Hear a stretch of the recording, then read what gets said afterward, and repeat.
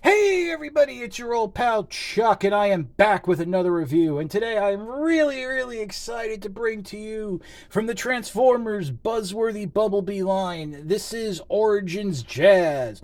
Jazz is continuing the line that was started with Origins Bumblebee of giving us pre-Earth Cybertronian modes based on how the Autobots looked in the first episode of the Transformers cartoon ever. So we've got Bumblebee, that flat UFO, and now here's Jazz in his Cybertronian sports car mode. This is a Target exclusive, but I was able to pick it up off of eBay because even though pre-orders are still available on Target.com, it is showing up in stores, and well, Target.com, as far as I know, has not started shipping these out yet. This is a problem with brick and mortar retailers that have an online presence. They are very dedicated to making sure their stores are taken care of first because that's their bread and butter. That's a conversation I think we've had before and other people have had. Little funny thing to note that this is actually, as I said, part of the Buzzworthy Bumblebee line, but it is also cross-branded with the Legacy Evolution line. And more importantly, this is the second figure that I can think of that comes in that new cardboard sandwich style packaging, insert packaging that is supposed to be theft deterrent. As many of you know, when Hasbro started rolling out the windowless packaging, a lot of figures were being stolen out of the packaging. Heads on like Buzzworthy Bumblebee Blue Streak, the blue streak. Heads were being popped off as some sort of joke. Well, around the same time that Hasbro rolled out that packaging, we did see that a new style of insert tray was being trademarked.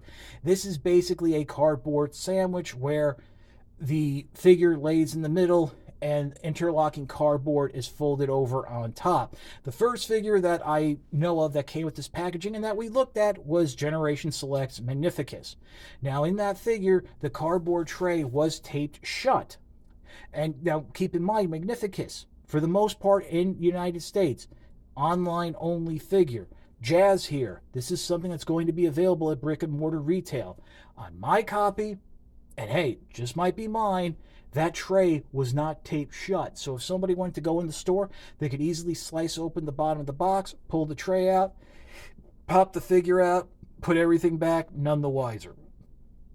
So I think there has to be a little bit more improvement on that, on how that packaging is closed. Also keep in mind that that style of tray was supposed to be used on the Legacy Evolution figures, but for whatever reason Hasbro is sticking with the one-piece tray with the paper ties holding the figure down. Between you and I, if I had a choice, definitely I would want to see the return of the plastic tray. In fact, I would love to see the Japanese style of packaging where it's meant to be reused, resealable. Pop the figure out, pop it in, no ties, no tape. I understand that for security reasons, Hasbro can't do that. And since now they want to save money on their packaging and the environment, which, to be honest, I think the environment is a secondary or even tertiary reason, I would want that cardboard style packaging. It's just a little bit easier to get the figure out, don't have to deal with the ties, and it's easier to get it back in since I am one of these collectors that uses the figures packaging for storage, since I do not have an unlimited amount of space for display. And down the line, if I should find myself having to sell off certain figures, obviously having the packaging does help with the resale value. But enough of this long-winded intro. This is a very nice Cybertronian sports car. More so than Bumblebee. You can see how this will turn into a Porsche 219 921, the race car version. You can see where all the parts are going to come. Very nice shades of blue. Unfortunately, yes, there is clear plastic. Here, this roof piece that the gun pegs into, and then this front chest piece. I should mention right off the bat, none of this is reused from Studio Series 86 Jazz. This is all new tooling. You can store the weapon here at the top. There's a peg here. Now, this is a new tooled version of its classic blaster, but it does save that side peg that we saw on the 86 Jazz. That if you want to peg it in and to keep it out of sight. Obviously, that's going to be the back and robot mode, so that will also be the weapon storage. There's also a secondary accessory that is stored right in here, and that's Jazz's grapple. Now, I find that a little interesting that this was included just because of the fact that, well, on Cybertron, we did not see Jazz use the grapple hook. So but then again, I don't know what else they could have included as an accessory and to promote the Evo fusion of the line, which is the line-wide gimmick. Other than that, there's really nothing much more to talk about in the vehicle mode. So what we will do now is pause, and we will come back with the transformation. Okay, I've gone ahead and just adjusted the camera to start the transformation. Make your life a little easy. Lift this front part here. That will free up these tabs here on the side, which will allow you to pop them open. They do pop into what will be the robot mode forearm here and here, and into the front there. The forearm bits also pop in underneath into the waist section. So you want to lift those up right now too. The next step is you want to press down on this, actually lift up on the roof here, as well as pressing down on the back to free up this back section. And now you're just going to pull it all out. It's going to telescope right back into place. And then what you can do is separate the legs here. And we can finish the transformation up rather easily. And what you want to do is open up these side panels here, flip this panel down, and this is how you'll know if you have the legs fully extended. There's a slot there and a tab right there on the inside knee joint that will peg shut and hold everything in place. And I do want to mention that the joints here on this figure, nice, just the right level of tightness, the right style. It's a fantastic feeling figure. Close that up. Now, at this point, if you want, you can go ahead and flip out the feet. Just grab that. If you want, use a little nudge right there. You have that port, or you can just use the barrel of the gun to bring it out. Depending on whatever's easier for you, however you can grab it. And there we have that figure done. Now, a little tricky part here is that you want to massage the side of this the windshield up and to try and unhook it if you can. I'm being a little hesitant because it is clear plastic and doesn't come easily. There we go, just like that. That will fold up just like so.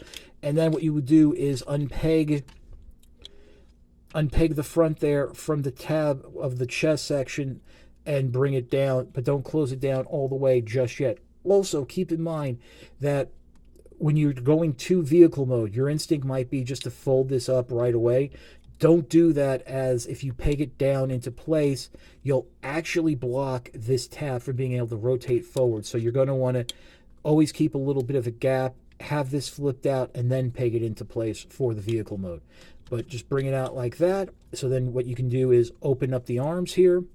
And now you can go ahead and double hinge that down. It doesn't peg into place, but there are grooves there that will help secure it, hold it in place. And come in here and wiggle out the grappling hook. It is two pieces, the launcher and the actual hook. Both of them have holes in their pegs that can peg to the front of the gun. So you can have this Evo Fusion, or this Evo Fusion. So yeah, and you know what? If you're doing that, if you're doing it like this, you can then, right here on the side, oh yeah, there you go. You got some storage options there for that Evo Fusion. So yes, it's like, if you can't beat them, join them. But no more of that jazz. We're going to keep on with the transformation here. We're just about done. Bring this chest panel down. That clear tab, and again, this is all clear section, is going to peg. Well, actually, wait a minute. Is that clear? I almost want to say you have a thin. That's painted. Never mind. Peg that in right there. That again, this is actually smaller than the chest on Jazz because this is basically a fake piece. Rotate the head around. And then what you want to do now is rotate the arms. So the elbow, meaning you can bend the elbow all the way, is facing forward. And then press on the inside of the wrist, and it'll snap into place to rotate out. We're going to leave this one rotated in so I can demonstrate that you can peg the grapple right there, just like so. And you can have the blaster in this hand, or just peg it along the back here, however you see fit. Because again, you do have options, and options are good. So, and of course, hopefully, a lot of people have already said they're expecting a third-party company to come out and make some sort of bendy wire attachment so you can have a launcher. But,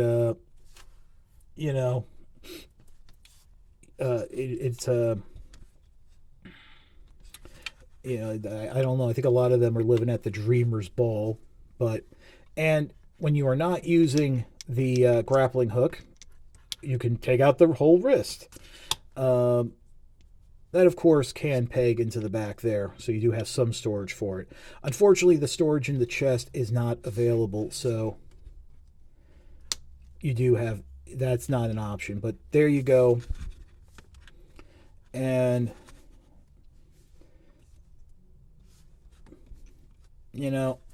I know for Jazz, leaving home wasn't easy, but you have plenty of articulation, universal joint at the shoulders, swivel at the bicep, 90-degree bend at the elbow. Just keep in mind on this arm, if you rotate the arm a lot, it might pop off the mushroom joint. Waist articulation, universal joint at the hips, single jointed knees, but you get about 90 degrees, maybe a little less because of that shell piece. And you, as you can see, do have ankle pivot. And as a lot of people have said, this is a very nice G1-ish looking Jazz. I can't say it's accurate to the cartoon, but it's accurate to that Cybertronian scene on the cartoon. So, yeah. Really nothing much more to say. So, no more of that Jazz. It's time for my final thoughts. For those of you who might be playing along at home, yes, I was starting to quote lyrics and song titles from the 1978 Queen album, Jazz. Fantastic album featuring the hits Bicycle Race, Don't Stop Me Now, and Fat Bottom Girls. I should have worked in Don't Stop Me Now somehow. Well. But I really like Jazz. I think this is way better than Origins Bumblebee, which wasn't that bad at all, but it just, because of its increased size, even though they're both deluxes, Jazz is a little bit bigger and thus is able to wear the panels and hide the panels a little bit better than Bumblebee did. Because much like Jazz, if you look at Bumblebee, take away the panels, at its core is a very G1 accurate figure. More so than that Netflix Bumblebee, more so than that 2-pack Bumblebee that came with Spike. I would even say more so than the version 1 and version 2 Masterpiece figures. Although I still think the version 1 Masterpiece figure is really good and probably the best Volkswagen Bumblebee we've gotten thus far. Now, as I mentioned in the beginning, this is a Target exclusive that I purchased off of eBay, but from a third-party seller. They are still have these available on Target.com for pre-order, but those are not shipping out. But this figure is being found in stores. So, I would maybe say before you go looking to make a pre-order, drive by your local Target or Targets and see if it's in stock, and you might be able to pick it up. Now, of course, as we all know, Origins Bumblebee ended up on clearance a few times because stores really had a lot of stock of that figure. I don't know if this is going to happen with Jazz, because I would say Jazz is a better figure. Collectors are a little more interested in it, so there's that. So you maybe might not want to wait. I don't know, but hey, it is fun. It is a great figure. So even if you pay full price and then it goes on clearance, I don't think it'll have any regrets. I don't have any regrets paying what I did, which was about almost double than what it would normally retail for, just to make sure I got it. Because again, I do suffer from FOMO, and especially now with the way the retail is going in terms of distribution. So, no matter how you get this figure, you'll be happy with it, and I know you'll enjoy it.